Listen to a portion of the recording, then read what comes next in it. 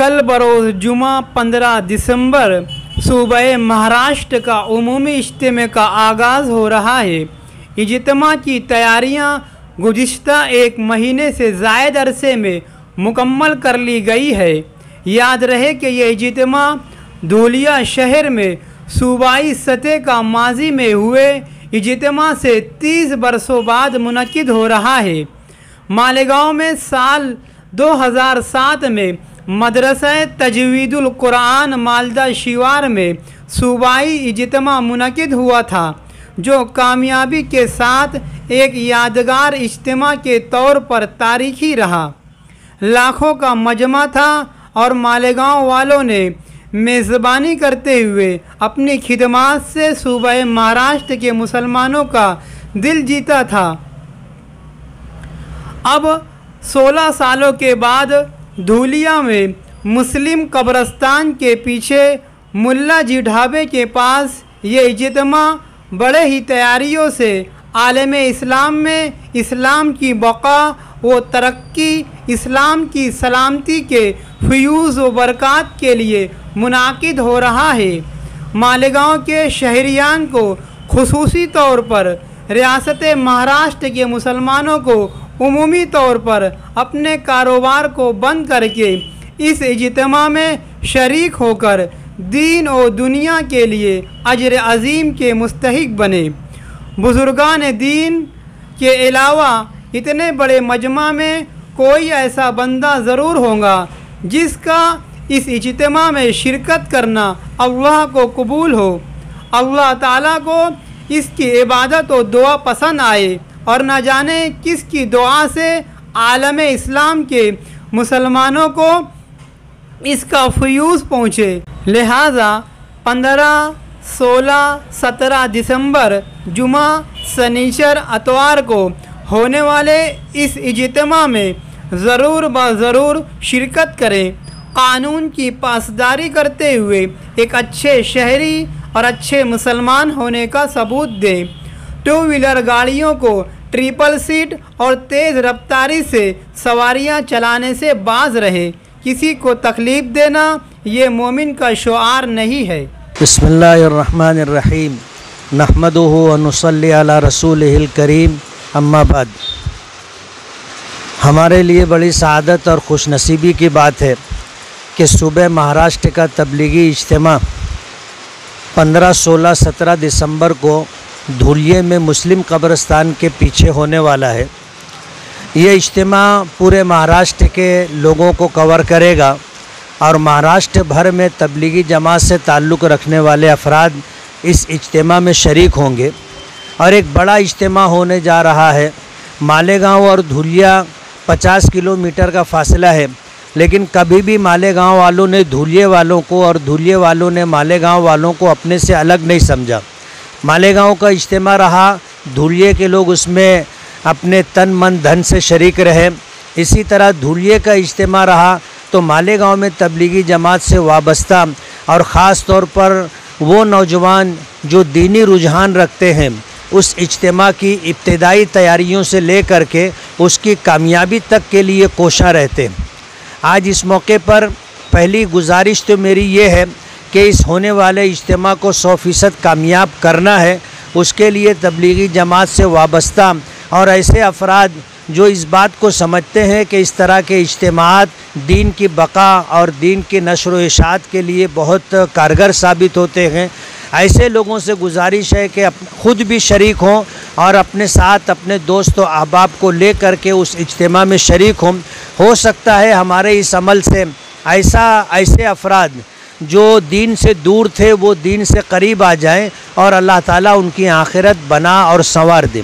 दूसरी गुजारिश मेरी ये है कि मालेगांव से बहुत सारे हमारे नौजवान बच्चे मोटरसाइकिल पर जो है धूलिया जा रहे हैं और शिकायत ये मौसूल हुई है कि वो टिबल चौबल सीट जाते हैं, जिसकी वजह से हादसात होने का अंदेशा है।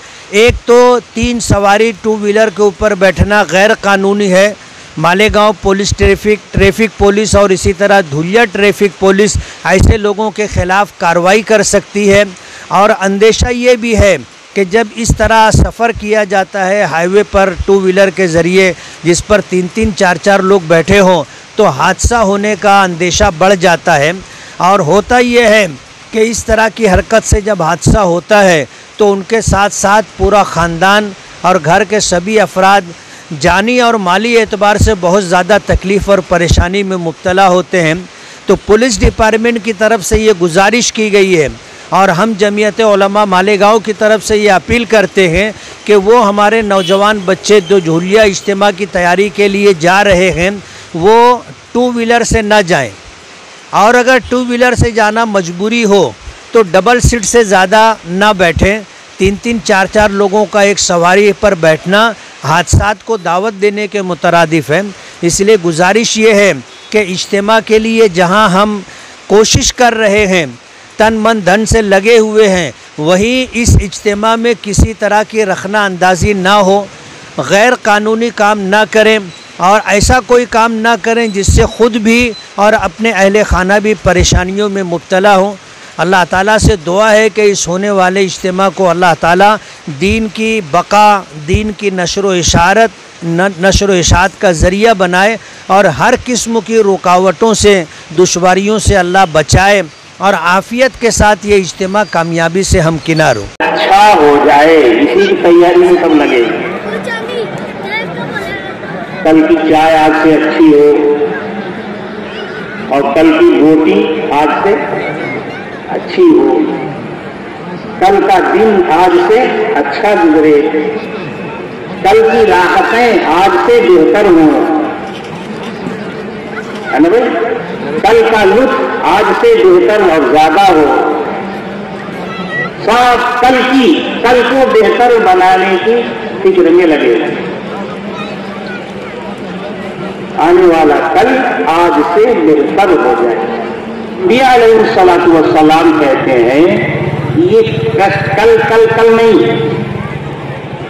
یعنی اس زندگی کے ختم ہونے کے بعد والا جو کل ہے، اصلی والا کل، یہ تو کل جو روز آتا ہے نا یہ نقلی والا کل ہے، یہ اصلی والا کل نہیں ہے۔ اس لیے کہ آج جو کل ہے تو کل وہ آج ہو جائے گا، وہ اصلی کل کا آ رہا وہ تو آج ہو گیا۔ یہ جو نقلی والا کل ہے اس کو بہتر بنانے کی فکر میں مت پڑو، جو اصلی والا کل ہے اس کو بہتر بنانے کی فکر کرو، اس کی فکر کرو۔ اپنے آپ کو کل کے لیے تیار کرو اور اپنے کل کو بہتر بناؤ۔ تو کون سا کل؟ یہ جو روز آنا آ رہا ہے اور آج بن جا رہا ہے یہ کل نہیں، بلکہ وہ کل جو آئے گا تو کبھی جائے گا ہی نہیں، وہ کل جب وہ آ جائے گا تو پھر وہ کل ہوگا ہی نہیں، وہ آج ہی رہے گا، ایسا کل، تو اس کو بہتر بنا۔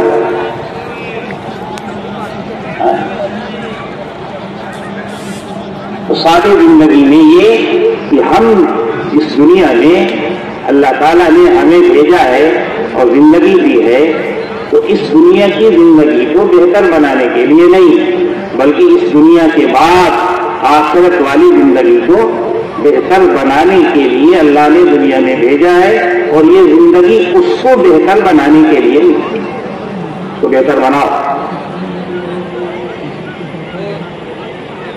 سمجھے گا؟ تو یہاں کیوں بلاتے ہیں؟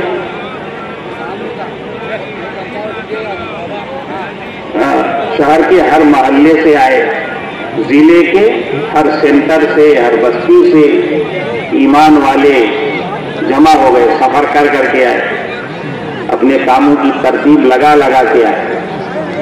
ایک چھوٹا سا اجتماع ہے، ہمارے ضلع کا اجتماع، اس اجتماع میں بلا کر ایک بڑے اجتماع کی تیاری کی طرف متوجہ کرنا ہے۔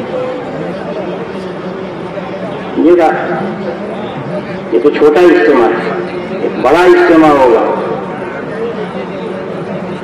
سمجھے گا؟ اور इस इज्तिमा में तो आप स्टेज के सामने बैठे हो और आने वाला बात कर रहा है, सब सुन रहे हो। एक बड़ा इज्तिमा होने वाला है जहां हम सबको अल्लाह रब्बुल इज्जत के सामने हाजिरी देंगे। वहां बयान नहीं होगा, तकरीर नहीं होगी और तशकील भी नहीं होगी। यहाँ तो बयान होगा है ना भाई, और तशकील होगी। वहाँ बयान नहीं होगा और तशकील नहीं होगी। वहाँ जो करके आए, जो जिंदगी गुजार कर आए, उसका हिसाब हो, क्या करके आए। तो इस छोटे इज्तिमा में बुलाकर उस बड़े इज्तिमा की फिक्र पैदा करना है। उसकी फिक्र अगर पैदा हो गई तो ये फिक्र इंसान की सही फिक्र है और ये जिंदगी में इसको सही चलाएगी, पूरी जिंदगी इसको सही चलाएगी। और ये फिक्र अगर पैदा ना हुई तो फिर पूरी जिंदगी इंसान सही नहीं चल सकेगा, गलत चलेगा। अगर इंसान के दिमाग में ये सौदा समा गया कि दुनिया में आए हैं तो जीना पड़ेगा और जीने के लिए सामान्य हयात चाहिए। कैसे जिएंगे? जीने के लिए सामान चाहिए। रात है तो अगर जीना है तो रात के अंधेरे को दूर करने के लिए रोशनी चाहिए। रात को आराम की जरूरत है तो आरामगाह चाहिए, बिस्तर चाहिए, आरामगाह चाहिए, समझेगा। और सुबह होगी तो नाश्ता चाहिए, दोपहर होगी तो खाना चाहिए, शाम होगी तो खाना चाहिए। तो खाना, कपड़ा, लिबास, मकान, जरूरियात जिंदगी, ये जिंदगी के सामान है। ये सामाने हयात अगर मुयस्सर है तो आदमी इत्मीनान से जी सकेगा। और अगर सोने की जगह नहीं, सोने का ठिकाना नहीं, उठने बैठने का ठिकाना नहीं, सर छुपाने का आदमी को ठिकाना नहीं, खाने का इंतजाम नहीं, नाश्ते का इंतजाम नहीं, सवारी का इंतजाम नहीं, तो जिंदगी जीना मुश्किल हो जाएगा। तो अगर दिल में ये सौदा समा गया कि दुनिया में आए हैं, दुनिया में जीना है, तो जीने के लिए सामान्य हयात चाहिए। और तमाम सामान्य हयात, जिंदगी के सामान, इनका इंतजाम कहां से होता है? अरे कहां से होता है? बाजारों से। हाँ, सारे जिंदगी के सामान कहां से मिलते हैं? तो बाजारों से। रहने के लिए घर चाहिए तो घर बनने का सामान बाजार से मिलेगा। जीने के लिए खाना चाहिए तो खाने की तमाम चीजें बाजार से मिलेंगी। जीने के लिए कपड़ा चाहिए तो कपड़े का इंतजाम बाजार से होगा। जीने के लिए सवारी चाहिए तो सवारी का इंतजाम बाजार से होगा। तो सारे सामान हयात बाजार से हासिल होते हैं। तो जिंदगी का मरकज कौन बन जाएगा? क्या बन जाएगा? बाजार। और रसूल सल्लल्लाहु अलैहि वसल्लम क्या इरशाद फरमाते हैं? इस जमीन पर सबसे बदतरीन जगह कौन है? बाजार। तो अगर जीने की फिक्र इंसान में पैदा हो गई तो जिंदगी का ताल्लुक उस बाजार से जुड़ेगा जिसके बारे में रसूल सल्लल्लाहु अलैहि वसल्लम इरशाद फरमाते हैं कि सबसे बदतरीन जगह इस जमीन पर बाजार है। जब ताल्लुक कायम हो गया सबसे बुरी जगह से तो जिंदगी अच्छी कैसे बन जाएगी? जब बुरी जगह से ताल्लुक कायम हो गया तो जिंदगी अच्छी कैसे बने?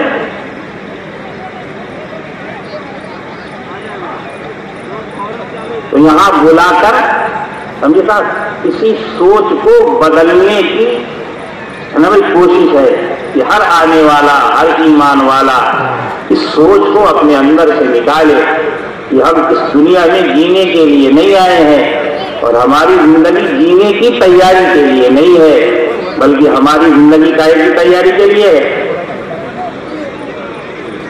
کائے کے لیے بھائی؟ مرنے کی تیاری، مرنے کی تیاری کرو۔ اچھا، مرنے کی تیاری کے لیے بازار کی کوئی ضرورت ہی نہیں، بازار کی کوئی ضرورت نہیں۔ بازار ہو، ساری دنیا کے بازار مل جائے تب بھی مرنے کی تیاری ہو سکتی نہیں ہو سکتی؟ سارے بازار ختم ہو جائیں اور بازار کے سارے سامان ختم ہو جائیں تب بھی مرنے کی تیاری ہو سکتی۔ تو اگر دل میں یہ سودا سما جائے کہ ہم دنیا میں مرنے کے لیے آئے ہیں، جینے کے لیے نہیں، اور ہمیں زندگی ملی ہے مرنے کی تیاری کے لیے، جینے کی تیاری کے لیے نہیں، تو سوچ بنے گی مرنے کی اور مرنے کی تیاری کی۔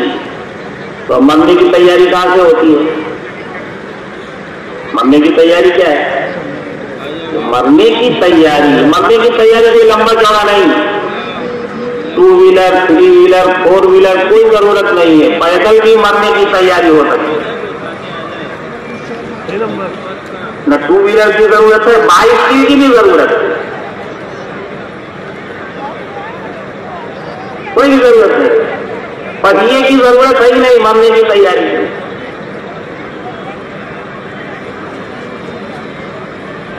مکان کی بھی ضرورت نہیں، اچھے اچھے کپڑوں کی ضرورت نہیں، اچھے اچھے کھانوں کی ضرورت نہیں، دنیا کے قیمتی سامانوں کی ضرورت نہیں۔ مرنے کی تیاری کے لیے صرف ایک چیز کی ضرورت ہے، ایک چیز، اور وہ ایک چیز ایسی ہے کہ وہ اگر ہاتھ میں آ جائے تو سب ہاتھ میں۔ کیا ہے وہ؟ تو مرنے کی تیاری کے لیے صرف ضرورت ہے اللہ کو راضی ہونے کی، بس اللہ راضی ہو جائے، ہو گئی مرنے کی تیاری۔ اور جب اللہ راضی ہو گیا تو پھر کسی چیز کی کوئی پرواہ نہیں، وہ راضی ہو گیا تو پھر کسی چیز کے ہونے نہ ہونے سے کوئی فرق پڑتا ہی نہیں۔ جو تو میرا تو سب میرا، فلک میرا زمین میری، جو تو میرا تو سب میرا، فلک میرا زمین میری، اگر ایک تو نہیں میرا تو کوئی شے نہیں میری۔ ایک اللہ کو انسان راضی کر لے تو پھر زندگی میں جہاں کہیں بھی رہے گا، یعنی کچھ ہو یا نہ ہو، پیٹ میں روٹی ہو یا بھوک ہو، حلق میں پیاس ہو یا سیرابی ہو، سر کے اوپر سایہ ہو یا دھوپ ہو، پیر کے نیچے زمین ہو یا سواری ہو، اور اپنے پاس کچھ ہو کہ نہ ہو کچھ فرق نہیں پڑتا۔ اللہ تعالیٰ شانہ کا وعدہ ہے، تم ہمیں منا لو، ہمیں راضی کر لو، پھر ہم وہ کریں گے جو تم چاہتے ہیں۔